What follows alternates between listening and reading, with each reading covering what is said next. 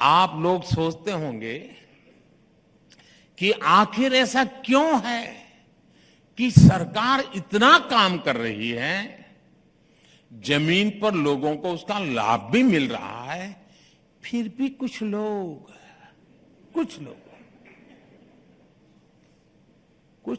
को मोदी से इतनी परेशानी क्यों है?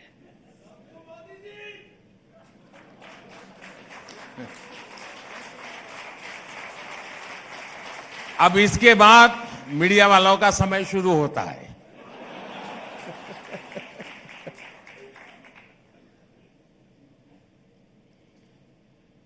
और आज इसकी वजह मैं भी रिपब्लिक टीवी के दर्शकों को बताना चाहता हूं।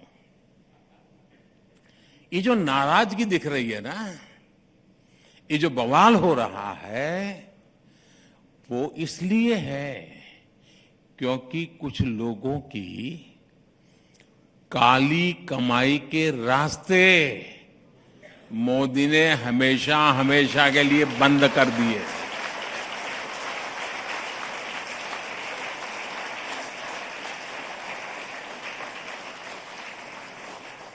अब भ्रष्टाचार के खिलाफ लड़ाई में आधी अधूरी आइसोलेटेड अप्रोच नहीं है, अब एक इंटीग्रेटेड इंस्टीट्यूशनलाइज अप्रोच है। ये हमारा कमिटमेंट है। अब आप बताइए, जिसकी काली कमाई रुकेगी वो मुझे पानी पी पी कर गाली देगा कि नहीं देगा?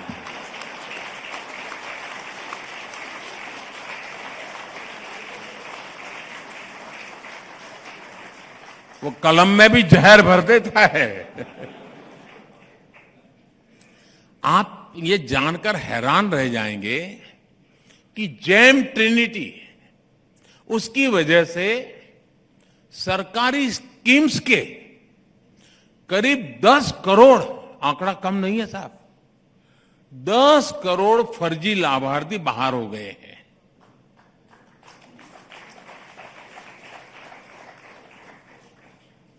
दस करोड़ फर्जी लाभार्थी बाहर हो गए हैं। ये 10 करोड़ वो लोग थे जो सरकार का बेनिफिट लेते थे, लेकिन ये 10 करोड़ वो थे जिनका कभी जन्म ही नहीं हुआ था, लेकिन इनके नाम सरकारी पैसा भेजा जा रहा था। आप सोचिए, दिल्ली, पंजाब, हरियाणा की जितनी कुल आबादी है, उससे भी ज्यादा फर्जी नामों को कांग्रेस की सरकार पैसे भेज रही थी। अगर ये फर्जी 10 करोड़ नाम हमारी सरकार सिस्टम से नहीं हटाती तो स्थिति बहुत भयावह हो सकती थी। इतना बड़ा काम ऐसे ही नहीं हुआ है दोस्तों।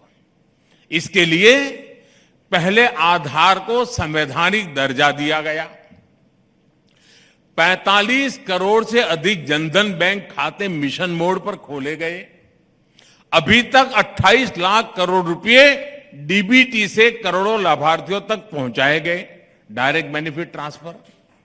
कोई बिचौलिया नहीं, कोई कटकी कंपनी नहीं, कोई काली कमाई करने वाले लोग नहीं।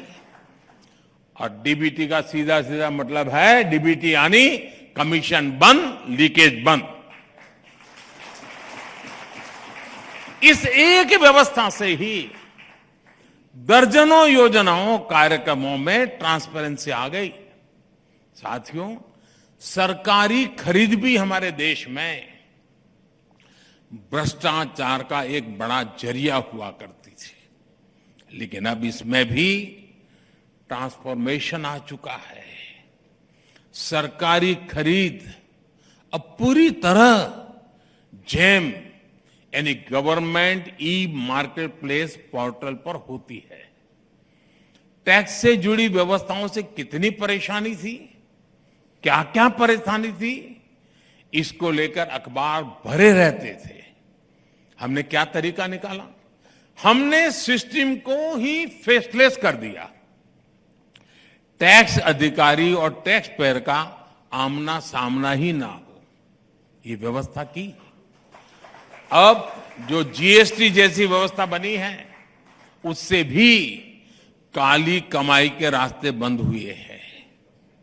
जब ऐसे ईमानदारी से काम होता है तो कुछ लोगों को दिक्कत होनी बहुत स्वाभाविक है, और जिसको दिक्कत होगी वो कोई गली मोहल्ले के लोगों को गाली थोड़ी देगा। साथियों, इसलिए भ्रष्टाचार की ये प्रतिनिधि डिस्टर्ब है। कुछ भी करके ये देश की ईमानदार व्यवस्था को फिर से ध्वस्त कर देना चाहते हैं।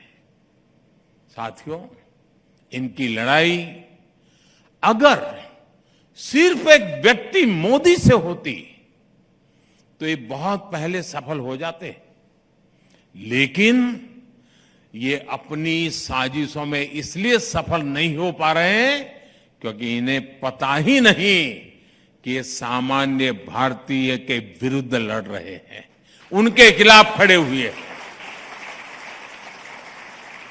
ये भ्रष्टाचारियों का कितना भी बड़ा गठजोड़ क्यों ना बना ले, सारे भ्रष्टाचारी एक ही मंच पे आ जाए, सारे परिवारवादी एक ही जगह पे आ जाए, लेकिन मोदी अपने रास्ते से लौटने वाला नहीं है।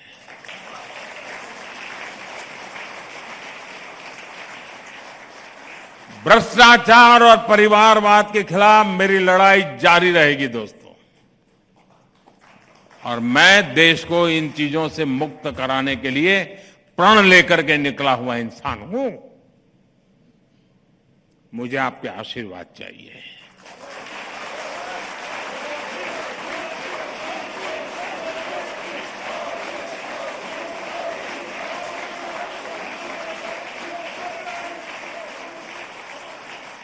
साथियों, आजादी का ये अमृतकाल हम सभी के प्रयासों का है। जब हर एक भारतीय की शक्ति लगेगी, हर एक भारतीय का परिश्रम लगेगा, तो विकसित भारत का सपना भी हम जल्द से जल्द पूरा कर पाएंगे। मुझे विश्वास है कि इसी भावना को रिपब्लिक नेटवर्क भी निरंतर सशक्त करता रहेगा। और अब तो अर्नब ने बता भी दिया है, वो ग्लोबली जा रहे हैं, तो भारत की आवाज को एक नई ताकत मिलेगी। मेरी उनको भी बहुत शुभकामना है, और ईमानदारी के साथ चलने वाले देशवासियों की संख्या बढ़ती चली जा रही है, बढ़ती ही चली जा रही है, और वही भव्य भारत की गारंटी है दोस्तों। मेरे देशवासी ही भव्य भारत की गारंटी है, मैं आपको विश्वास दिलाता हूं, उसी में मेरा विश्वास है। फिर एक बार आप सबका बहुत बहुत धन्यवाद।